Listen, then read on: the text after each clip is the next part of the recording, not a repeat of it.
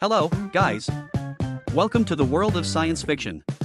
Don't forget to like and subscribe so you won't miss any of our exciting new stories. Get ready to dive into a world of imagination. Jason Walsh studied the assignment document on his tablet for what must have been the fifth time. The soft glow of the Interplanetary Cultural Exchange Center's logo at the top of the screen was a reminder. Today was no ordinary day at the research facility. "Are you really going through with this?" Dr. Harrington asked from across her desk, her expression a mix of humor and worry. "You're going to be housing an alien. The integration program is still in its early stages." "Someone's got to be the first," Jason replied, brushing a hand through his dark hair. "And besides, how hard could it be?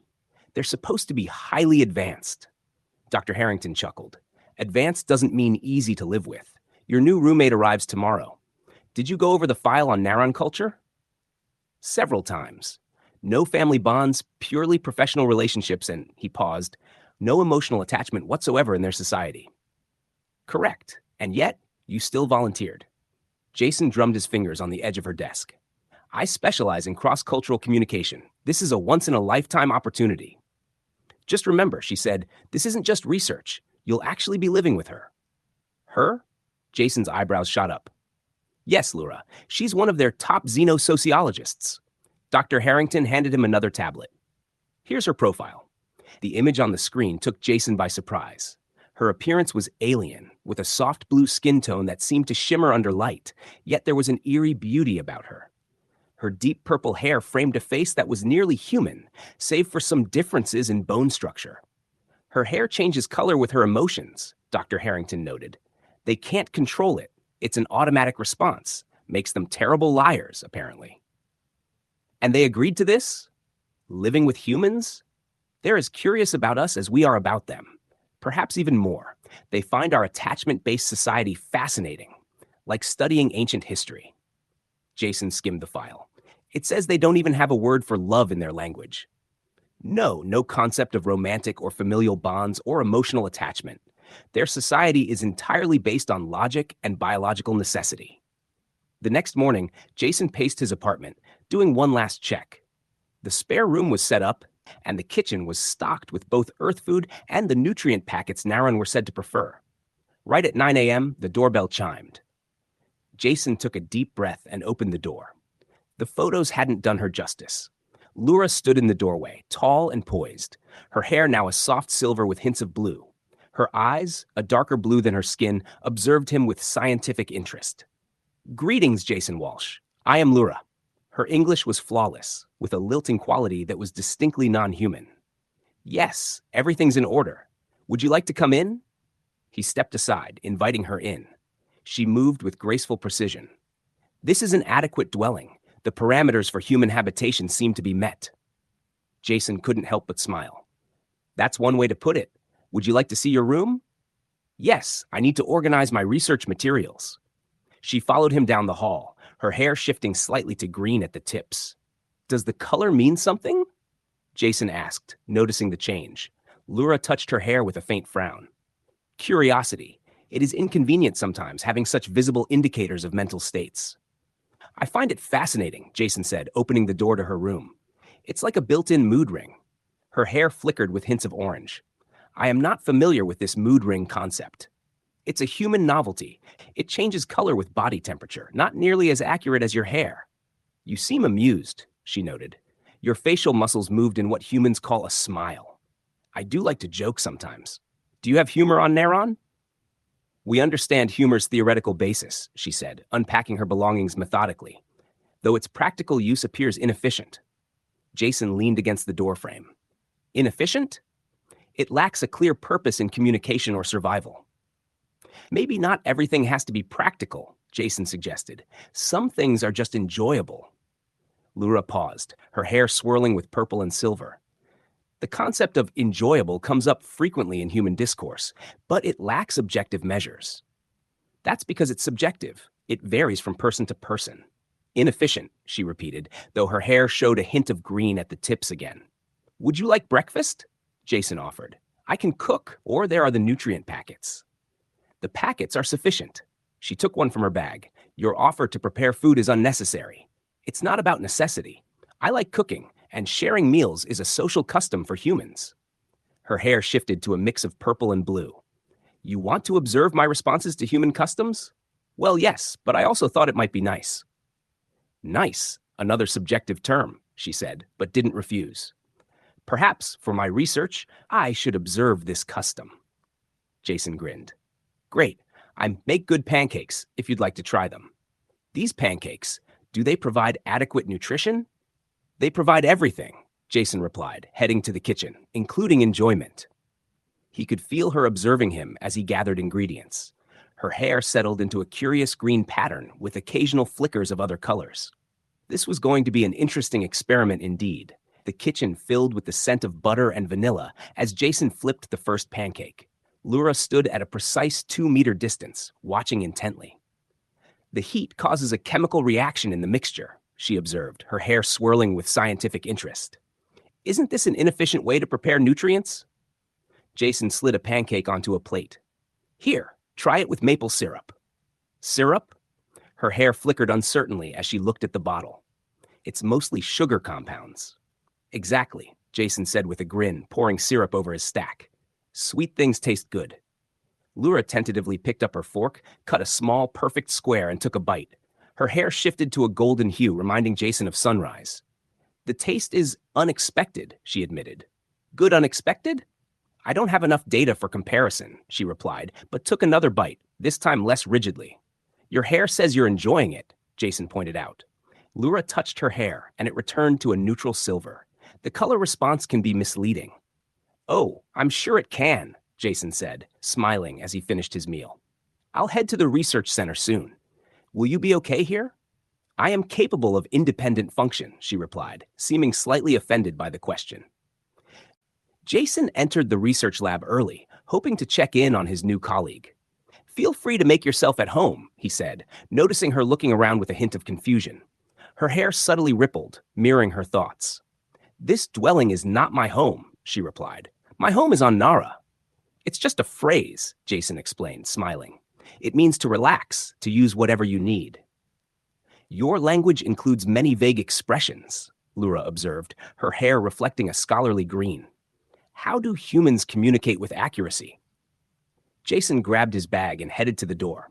Maybe precision isn't always the goal in communication. He left her contemplating his words, her hair swirling with colors he couldn't quite identify. All day at the research center, Jason's mind kept drifting to how Lura might be adjusting to Earth. The afternoon felt long as he processed data from other cultural exchange programs, his thoughts returning to his intriguing new roommate. When he returned home, he found Lura sitting cross-legged on the living room floor, surrounded by holographic projections of human social interactions. She was studying a scene of a couple sharing a romantic dinner. This ritual of sharing food while maintaining eye contact and synchronizing facial expressions, she said, without looking up, appears to serve no functional purpose. It's called a date, Jason explained, setting down his bag. It's how humans get to know potential partners. Mating on Nara is determined by genetic compatibility and social rank, Lura replied. This process seems highly inefficient. How do humans choose their partners? We don't exactly select in the same way, Jason said, trying to keep a straight face. Her hair turned a calm blue. When reproduction is necessary, we match based on scientific criteria. The process takes around 27 minutes. Jason almost choked. 27 minutes? Is that enough time for human reproduction? That's not. Well, he stammered, feeling his face flush. Humans usually prefer to build emotional connections first. Lura's hair shifted to that curious green again. And these dates help form this emotional connection? Among other things, yes. She pointed to another hologram, showing a couple holding hands. And this physical contact, there's no reproductive purpose here? It's about showing affection, caring. Caring, she repeated, as if testing the word's meaning. Another emotional concept without measurable criteria. Jason settled onto the couch, watching her surrounded by her research projections. You really find this all quite foreign, don't you? As foreign as you would find the logical simplicity of Naran relationships, she replied, though her hair briefly displayed a warm golden hue. Would you like to try it? The words escaped him before he could stop. Her hair instantly flashed a bright pink. Try what? A date. For research purposes, he quickly clarified, to better understand human customs.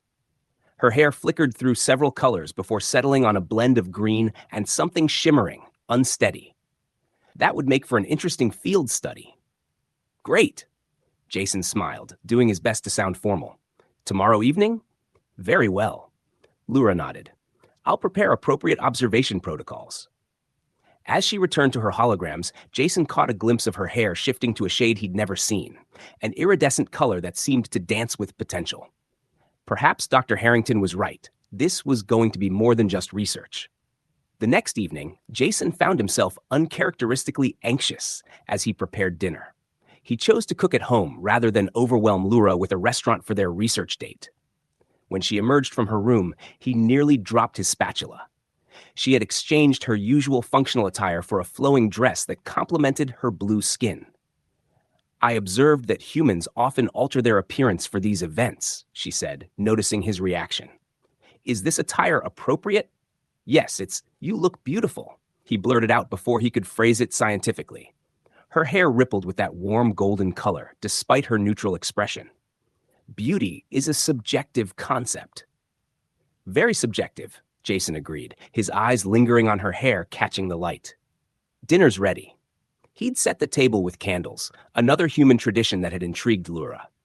The purpose of deliberately dimming the light remains unclear, she remarked, watching the flames.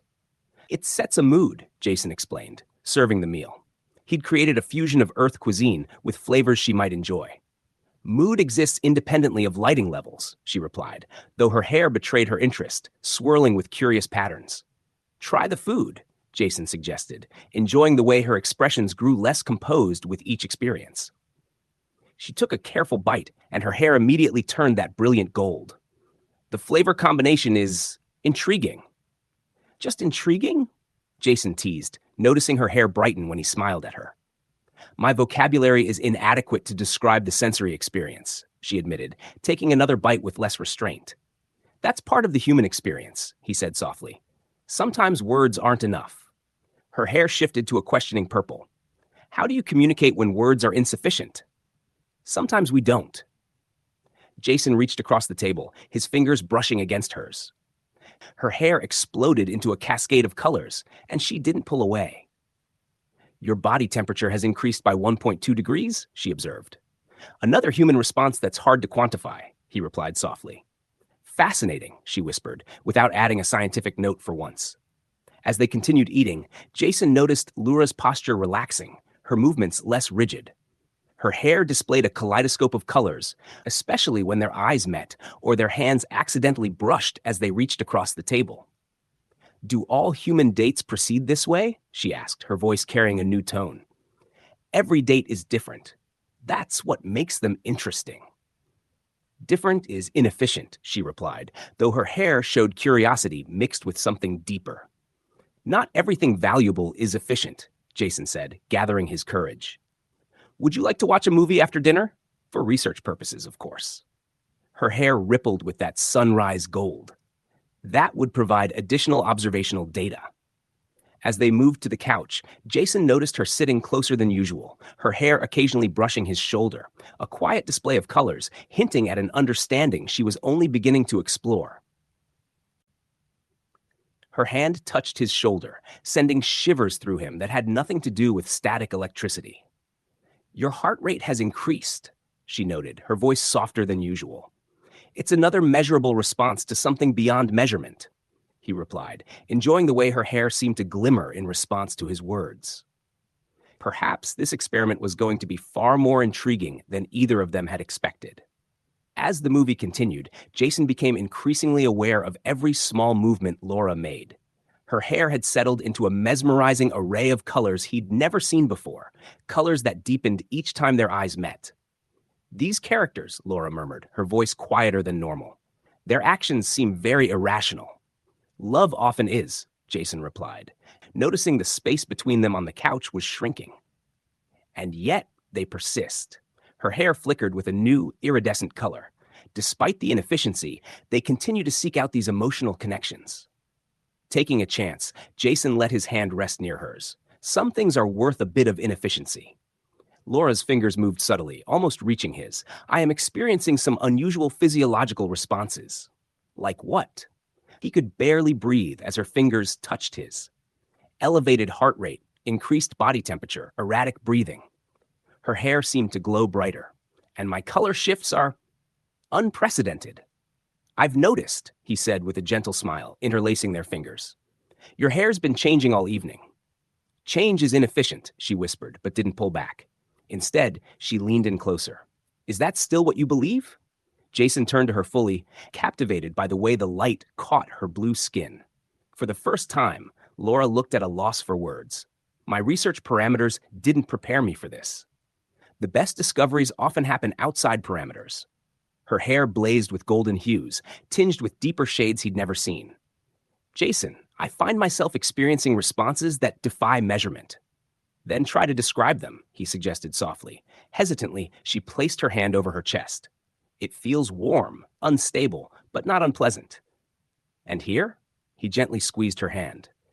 Electric, she whispered, like the energy of a star. Their faces were so close now that Jason could see the patterns in her irises and the way her pupils dilated as she looked at him. This isn't just research anymore, is it? He asked quietly. Her hair swirled in a spectrum of emotions. I am finding it difficult to remain objective, she admitted, her voice wavering as she navigated this unfamiliar emotional territory. You have changed how I see efficiency. From a neuron, this was practically a declaration of love. Laura. Jason's voice dropped to a whisper. I think I started falling for you the moment you analyzed my pancakes. A soft laugh escaped her, and her hair lit up with colors he'd never seen, colors that seemed to match her heartbeat. Perhaps, she said, her voice unsteady, some experiments require full immersion in the subject matter. As their lips met, her hair burst into a spectrum of colors that filled the room with light. It was unlike anything in her controlled world. Messy, intense, completely inefficient, and absolutely perfect. When they finally pulled away, Laura's expression had changed. The detached observer was gone, replaced by someone newly awakened to wonder. I think, she whispered, her fingers tracing his jawline, I might need to revise my conclusions on human pair bonding. Jason laughed softly, pulling her close. Would you be open to further research? She answered with another kiss, her hair speaking volumes beyond the limits of her neuron language. In the days that followed, their apartment transformed into a haven of shared discoveries. Every simple human activity became a chance for Laura to feel emotions she had once dismissed. One morning, Jason found her in the kitchen attempting to make pancakes. Her hair swirled with concentration and frustration. These chemical reactions are not behaving as expected, she declared, frowning at a lopsided pancake on the griddle. That's because you're thinking too much, Jason said, stepping behind her. He placed his hands over hers on the spatula. Cooking isn't just about perfect measurements. The contact sent her hair into spirals of that same intense color, the one that only appeared when they were close. How can one achieve consistent results without exactness? She asked. Like this. He guided her hands to flip the pancake smoothly. Sometimes you have to feel it. Feel it, she repeated, leaning back slightly. I am feeling many things, good things. Her hair shimmered with that sunrise gold he'd come to recognize as happiness. Wonderful, inefficient things. Later, they sat on their balcony watching the sunset. Laura had become enchanted by Earth's natural displays, so different from Neura's regimented environment. On my world, she said quietly, we would see this as a waste of time, sitting here, watching light change. And now? Jason asked, gently running his hand through her hair, now colored like the sunset. Now I understand why humans write poetry. She turned to him, her expression more open than ever. Jason, I have something to confess. His pulse quickened. What is it? I have utterly failed to remain objective. Her hair twisted in nervous shades. My research has been compromised by emotions, Jason smiled. Is that so bad? For a neuron, it's disastrous. But she smiled too, something she'd only recently allowed herself. I don't seem to care about neuron standards when you look at me that way. What way? Like I'm more than just data. Her fingers brushed his cheek, like I'm someone worth all this inefficiency. You're worth everything, he whispered, pulling her closer. Her hair flared with the deepest, brightest colors he'd ever seen. I think I think this is what humans call falling in love. Jason grinned. For someone who claims not to understand emotions, you're doing pretty well at expressing them. Maybe, she said, her eyes mischievous, a look she'd only recently mastered. I just needed the right research partner. As they kissed, her hair cascaded around them in shimmering colors. Jason realized that some discoveries are more meaningful than any data. And Laura, surrendering her neuron precision to the inefficiencies of human love, discovered that sometimes the most important findings are those that defy measurement. A bridge between two worlds. A profound bridge between two worlds was built, not through logic or science, but through the universal language of the heart. One evening, Laura sat cross-legged on the couch, her hair shimmering with reflective patterns as she watched another Earth romance movie. Jason noticed she seemed quieter than usual, her expressions shifting between various emotions. Something on your mind? He asked, sitting beside her. Her hair rippled with nervous energy. I've been researching human pair bonding rituals and the related biological processes, Laura replied. Jason's heart raced. The emotional depth humans experience in relationships is fascinating. Her blue skin glowed softly in the dim light. I feel the need to understand more, not just from a scholarly perspective. What exactly do you want to understand? Jason asked gently. Laura's hair shifted into that deep iridescent hue he associated with their most intimate moments. Everything. How humans form lasting bonds, how they build families, how they... She paused, searching for the right words. How they share themselves completely. Jason took her hand, noticing how her hair brightened at his touch. If you're sure, we could explore that together. I've never been more certain of anything, she whispered. My people would say I'm hopelessly compromised by emotions, but with you. She moved closer, her eyes locking with his. With you, I don't want to be logical anymore. Then let me show you, Jason said softly, pulling her into a tender kiss. After their kiss, a peaceful silence enveloped them, and each touch seemed to draw them closer to an unknown boundary, where reason faded away and emotions took over. Laura looked at Jason with curiosity and a trace of uncertainty. Her gaze reflected a blend of wonder and excitement, and her hair shimmered in that deep iridescent glow, surrounding them both like a living reminder of her inner world opening up to him. I want to feel what you feel, she whispered, her voice unsteady but firm. I want to understand what it means to be truly close. Jason smiled, sensing her trust and openness. He gently traced his hand along her shoulder, letting the moment deepen. Slowly, his hand moved down her body, observing her reactions as he reached the soft, inviting areas that drew him closer. Jason wanted their first time to be a moment of immense pleasure for her, one she would cherish forever. Her body excited him.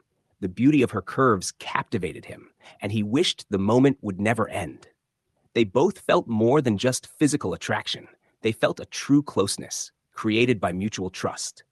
Their movements were slow and thoughtful, and every glance, every touch, felt like threads connecting their worlds into one. As their movements grew more passionate and intense, they became more immersed in each other, understanding each other without words. They spent this time exploring a new sense of unity, respecting each other's feelings and boundaries.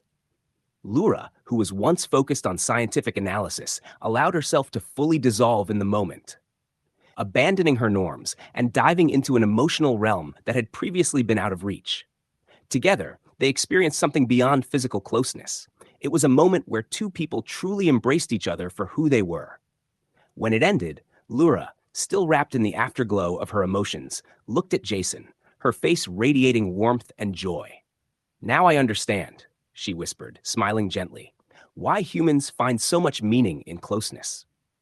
Their bond deepened over the next few weeks, with each day bringing new discoveries.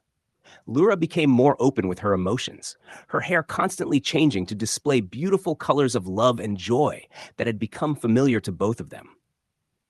They spent their evenings talking about their future and the possibility of bridging their two worlds in ways neither had imagined before.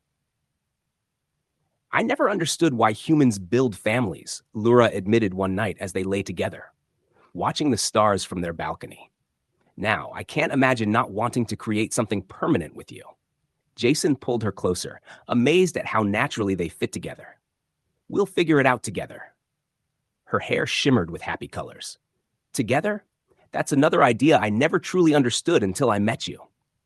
As their love grew stronger, they began to plan their future, discussing how to combine their cultures and traditions into something uniquely theirs.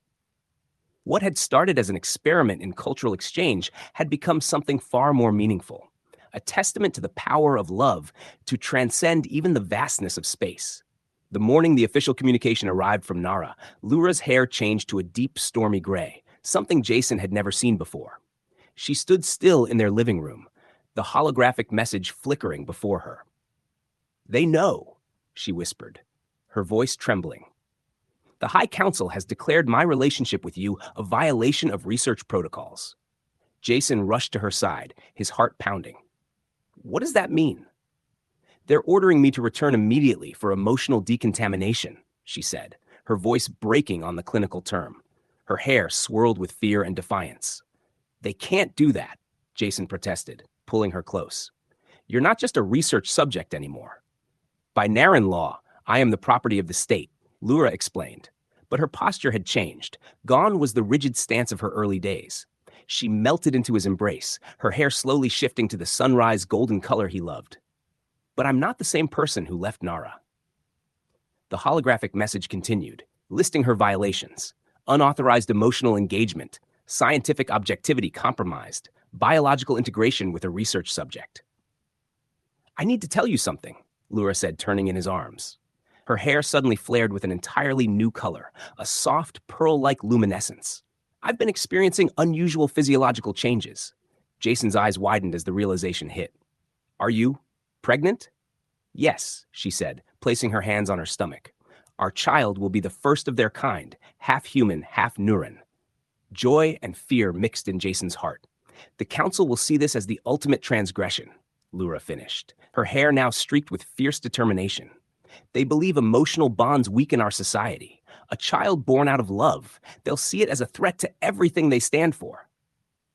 Another message appeared. A transport ship had been dispatched to retrieve her. "I won't let them take you," Jason said fiercely, his mind racing through options. Lura's hair suddenly burst into colors he had never seen before, rich, deep hues that seemed to contain entire galaxies. "No, they won't," she said, her voice strong. "Because I choose this. I choose us." She stepped toward the holographic message, her voice filled with strength that made the air around them vibrate. "High Council, I reject your authority over my emotional sovereignty. Your ways are not wrong, but they are incomplete. What I have found here, love, family, the joy of true connection, these are not weaknesses. They are evolution." Jason watched in awe as she continued. Her hair created an aurora of defiant beauty around her. "I carry within me proof that our peoples can be more than what we are. My child will know both the logic of Nara and the passion of Earth. They will be a bridge, not a breach." With a decisive gesture, she ended the transmission, a symbol of freedom. "They won't accept this easily," Jason said softly, standing beside her. Beside her, no Laura agreed, her hair settling into a warm golden color that symbolized happiness. "But as I did, they would learn that sometimes the most logical choice is to follow your heart." She took his hand and placed it on her stomach, where their impossible and wonderful future was growing. "Our child will teach them that love isn't inefficient. It's the most powerful force in any galaxy," she said. Standing there, their worlds merging in ways neither could have imagined. They faced their future together, ready for whatever challenges the High Council might bring, because some things are worth fighting for, worth changing for. 3 days later, the Neuron delegation arrived. Their ship descended through Earth's atmosphere with precise control, landing in the courtyard of the Interplanetary Cultural Exchange Center. Jason and Laura stood together, watching as 3 tall figures emerged. Their blue skin was darker than Laura's, their hair a uniform shade of emotionless silver. Senior researcher Laura, the lead delegate, spoke in perfect English, her tone as cold as space. "Your behavior has compromised decades of research protocols." Laura stepped forward, her hair blazing with determination. Jason noticed how her hand protectively curved over her stomach. "Administrator Vex, my experiences here have led to discoveries far more valuable than any protocol." Vex's voice was laced with disdain.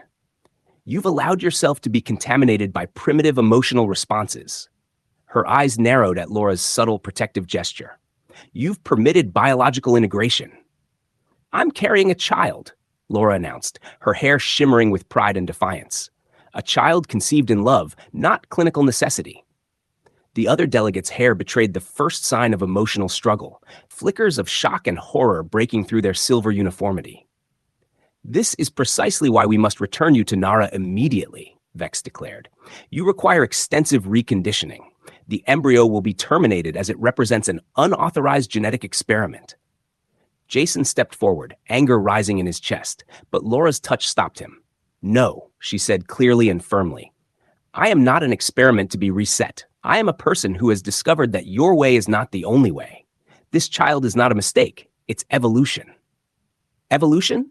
Vex scoffed. Your emotional contamination has clearly affected your reasoning. Then explain, Laura challenged. Why my research data shows a 300% increase in cognitive flexibility since developing emotional connections. Explain why I can now understand nuances in communication that pure logic missed. Explain why every single human advancement in art, science, and technology has been driven by passion as much as precision. Her hair erupted into a stunning display of colors that seemed to tell the story of her transformation. You sent me to study humans, and I have. But instead of finding primitive beings ruled by chaos, I found strength in their ability to feel deeply while thinking clearly. They don't reject logic, they enhance it with emotion. This is madness, Vex began, but Laura wasn't finished. Is it madness to discover that love makes us stronger, not weaker? That family bonds create support systems more efficient than any state-mandated structure? That joy, passion, and yes, even pain make us more complete beings? Jason watched in awe as his lover, his partner, and the mother of his future child stood firm against everything she'd once believed in. I choose to stay on Earth, Laura declared.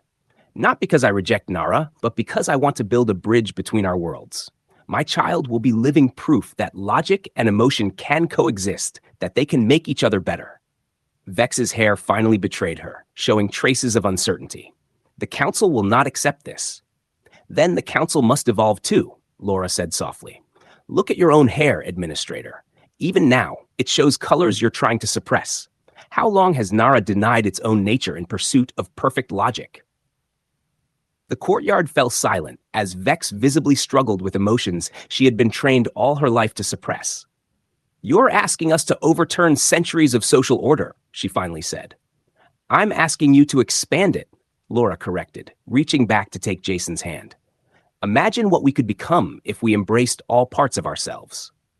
If the Council won't listen, Laura said one evening, her hair shimmering with inspiration, perhaps we should speak directly to the people of Nara. Jason looked up from his tablet. How? They monitor all official communications, Laura smiled, a hint of mischief in her expression, one she'd perfected during their time together. Official ones, yes, she said, but I wasn't the top xenotech technologist on Nara for nothing. Over the next few months, while their baby grew, Laura and Jason worked tirelessly on their secret project. Using a combination of neuron quantum technology and Earth's decentralized networks, they created Emotional Freedom DOS-Space, an underground social network that bypassed Nara's official channels. Laura's first post sent ripples through Neuron Society. Sisters of ARA, let me tell you about love. Her videos, showing her hair changing colors as she described her experiences with human emotions, went viral among young Naran women. It all began with the first time she felt butterflies in her stomach, the thrill of an unexpected kiss, and the deep bond of true partnership. Today, during a popular live stream, her hair shimmered in that distinctive golden sunrise hue as she shared, I felt our baby kick, and her partner, now her husband according to Earth's customs, shed tears of joy. We cried together, and it was beautiful. The response was overwhelming. Thousands of Naran women secretly began watching, their hair betraying their fascination with these forbidden emotions. Jason later confessed, the dating app was actually my idea, as they launched Starcross, the first Earth Naran dating platform. They hoped that others could experience the connection they had. Despite the Council's attempts to block it, they couldn't stop the tide of change. Young Narans began coming to Earth for research, only to find themselves undergoing the same transformation that Lura had. Then came the day that changed everything, the birth of their daughter, Luna. "She's perfect," Jason whispered as he held their newborn. Her skin was a soft periwinkle blue, and her fine hair already showed signs of shifting colors with her emotions. Lura, exhausted yet glowing, shared the moment live with their millions of followers. "She is the future," Lura declared, "born of logic and passion, reason and love. She represents what we can all become if we stop denying half of who we are." The images of the first human Naran child, her hair changing colors like a rainbow as she cooed happily in her parents' arms, became a beacon of hope. The council could no longer ignore it, especially as their own daughters and granddaughters began showing up with human partners, their hair glowing with colors once deemed forbidden, colors of love and joy. 5 years later, Lura stood on the same courtyard where she'd once challenged her people. But this time, she wasn't alone. Jason stood by her, holding Luna's hand. Their daughter, now a bright and curious 5-year-old, had inherited her mother's blue skin and color-changing hair, along with her father's quick smile and warm brown eyes. Around them were dozens of other mixed couples, humans and Narans who had found one another through Starcross. Their children played together, their hair creating a shimmering display of joy. "Was it worth it?" Jason asked softly, watching Luna proudly demonstrate to her friends how to make her hair display star-like patterns, a trick she had invented.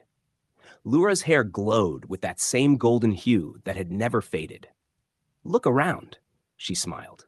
"Love is spreading across galaxies. How could that not be worth everything?" The council had finally admitted defeat, officially recognizing emotional connections as an acceptable alternative lifestyle. It wasn't perfect, but it was progress. As Luna ran back to them, her hair sparkling with joy, Lura reflected on her journey, from cold logic to warm love, from isolation to connection, and from duty to freedom. She had changed not only her own life, but the lives of thousands. "Mommy," Luna called, her hair showing her excitement. "Teacher says I'm the first, but I won't be the last. More babies like me are coming." Lura lifted her daughter, exchanging a loving glance with Jason. "That's right, Starlight. You're the bridge between worlds, and thanks to you, no one will ever have to choose between thinking and feeling again." The end.